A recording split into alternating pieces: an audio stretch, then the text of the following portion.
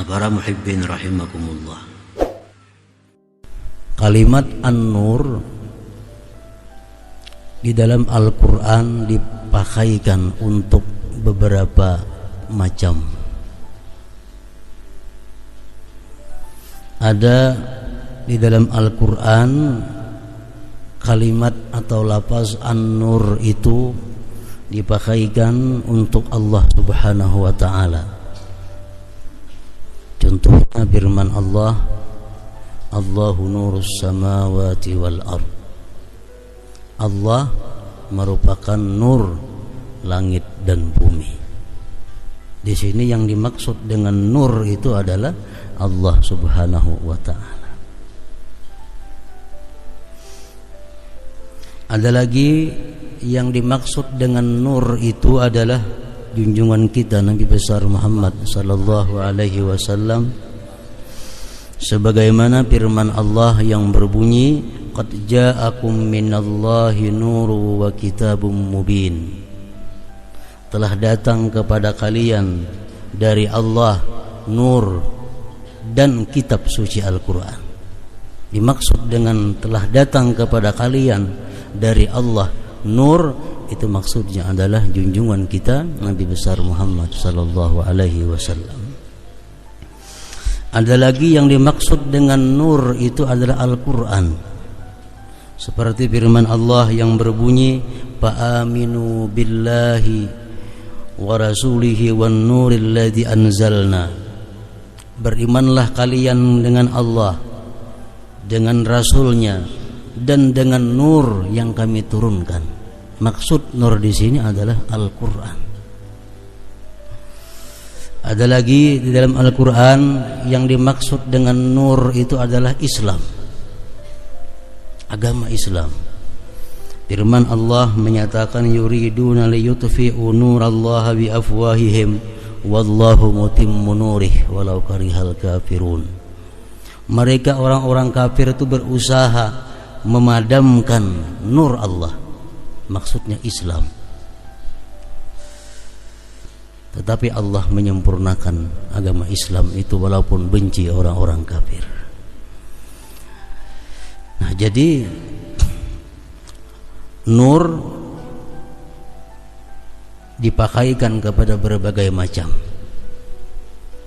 dan setiap satu di antaranya mempunyai makna yang berbeda-beda, makna yang berlain-lain.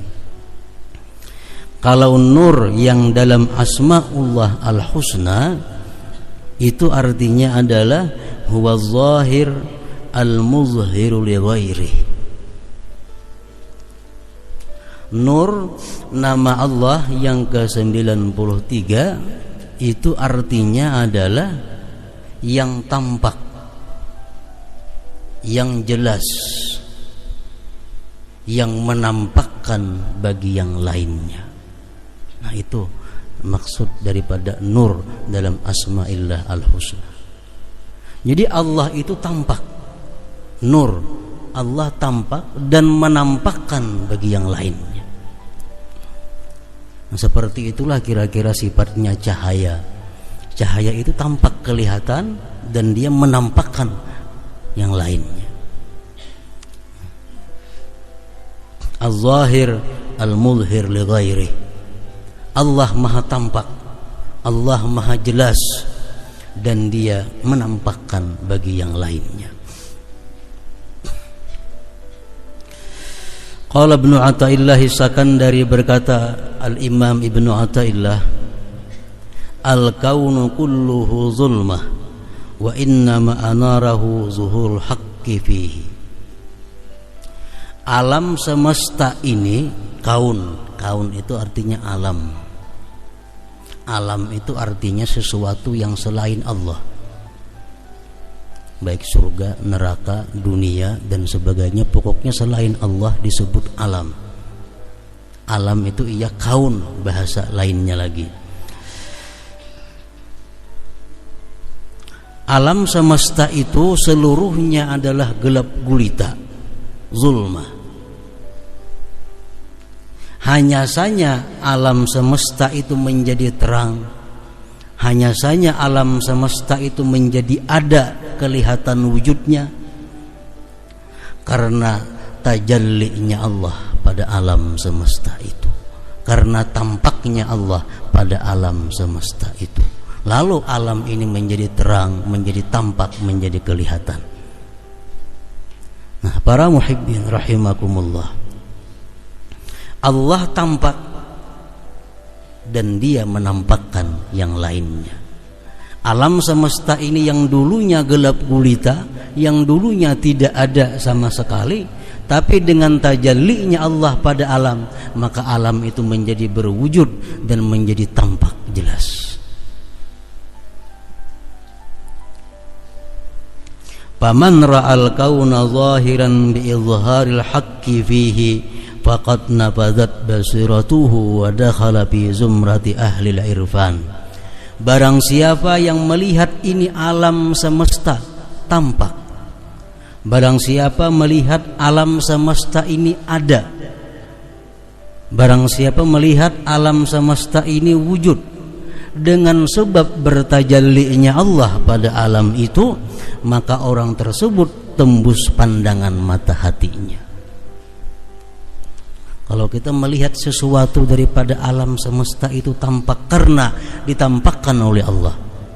Setiap kali kita melihat sesuatu bagian dari alam semesta, kita lihat alam itu tampak karena ditampakkan Allah. Kalau demikian halnya kita berpandangan, berarti mata hati kita tembus kepada hakikat.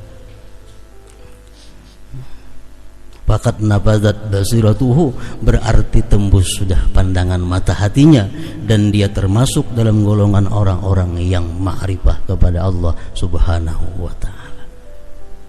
Ini man ra'al kaun zahira bi izharil haqqi bihi.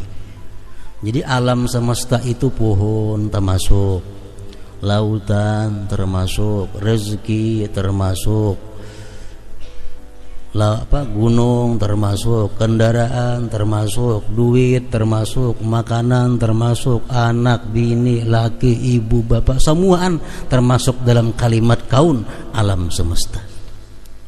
Jadi kalau kita melihat, andai kata kita melihat anak kita, bahwa anak kita ini ada, bisa tampak, anak kita ini bisa jelas, bisa ada wujudnya karena tajallinya Allah pada ini si anak. Nah, itu marahnya tembus pandangan mata hati kita. Nah, itu maksudnya. Anak ini asalnya kadada, anak ini asalnya gelap, kadada. Sekarang anak jadi ada, anak jadi kelihatan. Kenapa demikian? Karena izharil haqqi bihi, karena Allah menampakkan anak itu. Nah, jadi bila mana kita melihat sesuatu daripada alam semesta ini, lalu kita ingat bahwa alam semesta ini ditampakkan wujudnya oleh Allah subhanahu wa ta'ala an-nur, berarti kita punya mata hati yang tajam, mata hati yang sempurna, mata hati yang bagus, dan termasuk orang yang ma'rifat kepada Allah subhanahu wa ta'ala. Misalnya kita kedatangan satu rezeki alam semesta, termasuk bagian alam. Kita kedatangan rezeki, yang memberi kita rezeki ini adalah Fulan bin Fulan. Kita terima rezeki itu. Kita melihat rezeki ini yang menyampaikan kepadaku adalah Fulan bin Fulan, tapi Fulan bin Fulan ini adalah sebenarnya daripada Allah subhanahu wa ta'ala. Nah, ini ngarannya tembus pandangan mata hati kita.